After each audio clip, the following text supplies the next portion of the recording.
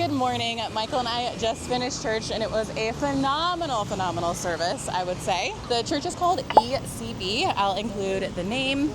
And if you guys are coming to Bangkok, 100% recommend. This has probably been the best church I have gone to since being overseas this past year. It's so good. We are now walking to grab some noodles. This is a famous noodle spot here in Bangkok. We watched it on a YouTube video, one of our favorite YouTubers' YouTube channel. And we are on our way. We're gonna take train to Monument Station, I believe, and get us some noodles. They're supposed to be 44 cents for one bowl of noodles, and very spicy, which is pretty typical for Bangkok. Not sure what we're gonna get into afterwards, but I will be doing a little talking head yap with y'all once I get home. I did it.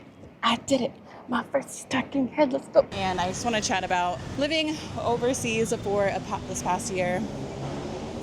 What I've learned, maybe surprises, I don't know exactly, but it's gonna be a little yap session on our roof, and I can't wait to yap later. But first stop, noodles.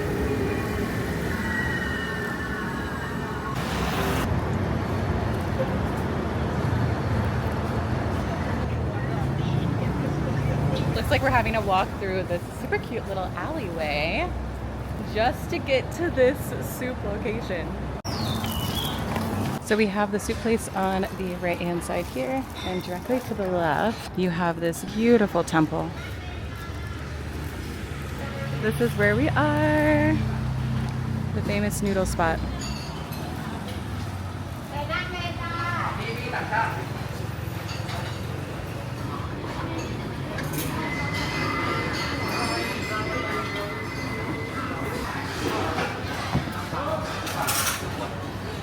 So the bowls are super small, which makes sense. That's why people get like 15 of these things. We have a clear noodle with pork, tom yum with pork, a beef with beef. Okay, I'll do egg noodle. Can we also do the fresh or the freeze?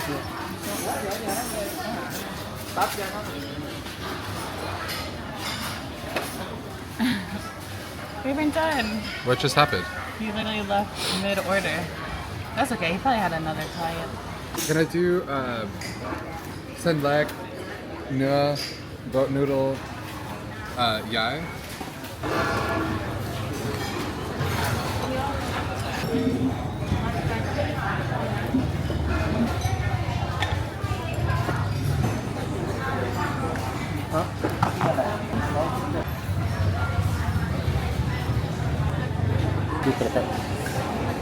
Salted coconut cream, pandan custard.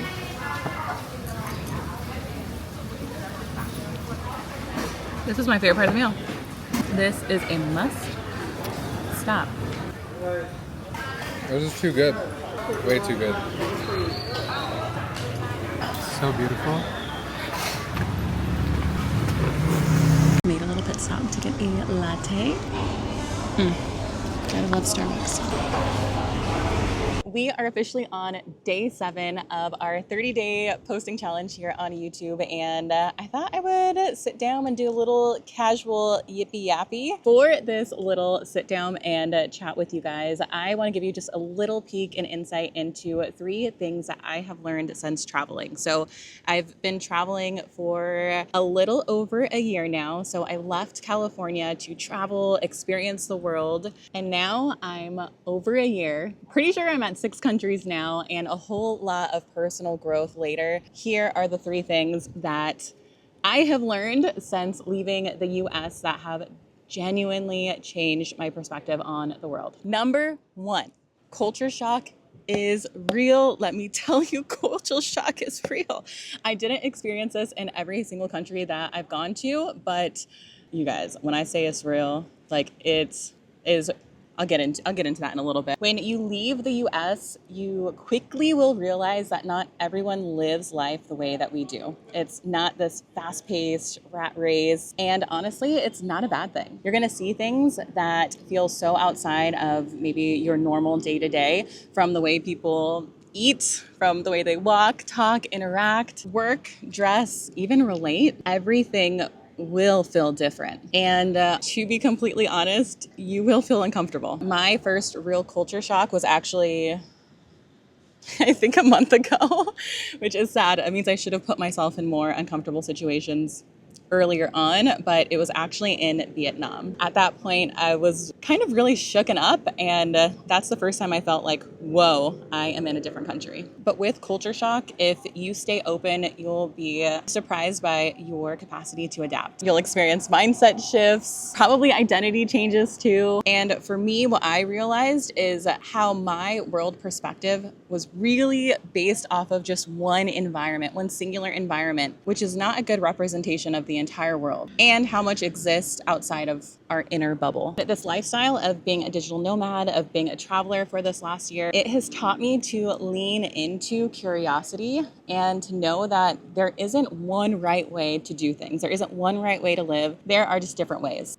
And I guess to wrap up, number one, as a Christian who is traveling, it has given me the opportunity to put into practice what I committed my life to serving Jesus, and showing grace and understanding and not judgment in these different environments, because a lot of these people don't know differently.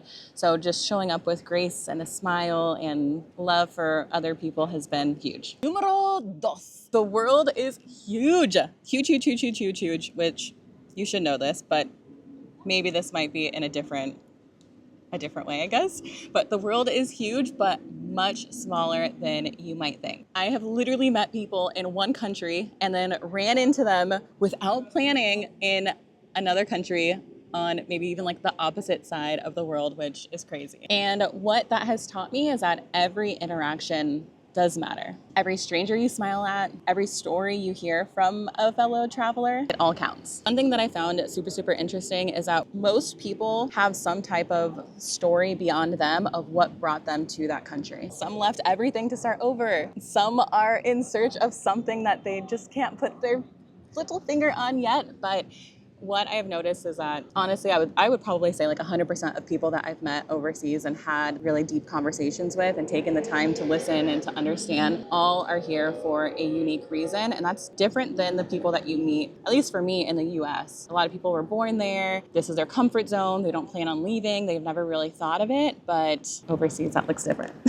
I came from the heart of the rat race. California, baby. The rat race is alive and well. When I came overseas to have these conversations, to connect with these other travelers, one thing that was a huge challenge for me was to actually slow down, to be present in these conversations, not to think about the next thing I'm doing or the next place I'm going or what am I going to respond to when they tell me this. But once I learned to slow down, I was able to not only open up, but connect with people that would have never expected to. We're just being people with people. And number three, this might sound silly to some of you guys, but this genuinely shocked me. Kids are the same everywhere. Whether you're in a remote village or a massive city like Bangkok, kids laugh.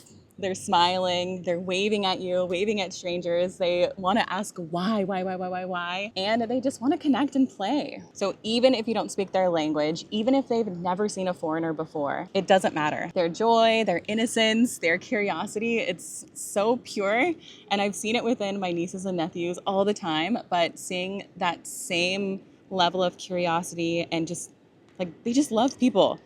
Everywhere, every single person that you meet. To me, that was just so huge and impactful. Low-key, it makes me want to cry because it's so cute. Seeing how joyful these kids are, to me, is just living proof that joy is completely independent of the things that we have and own and consumerism, which completely contradicts what we learn in America and a lot of places around the world. And I have a bonus one. Okay, do not come at me, but I really believe that slow travel is the best travel. And I know that this isn't gonna work for everyone, whether you are maybe working or other obligations, but if you are able to slow travel, I think that's the move. And I always like to travel in a place, in a town, and stay there for at least 3 to 4 weeks if you can, and it will actually give you the ability to slow down, to actually experience the culture and not just pass through it like most travelers do. And as a digital nomad traveling, I think it's important to create a routine wherever you are. It's nice when you start going to like the same cafes or restaurants and people start to recognize you. And I've noticed that it allows me to kind of like step back and breathe and not rush. When I stop rushing, that's when I start noticing the small details, the street lights, the alleyways, the things that make each place so unique and vibrant. And when you're trying to rush to the next island or the next city or the next tour bus, you miss out on the cultural immersion. I guess the last thing I'll say on this one, as a Christian traveler, when I stop rushing, that's when I'm able to see God in the details.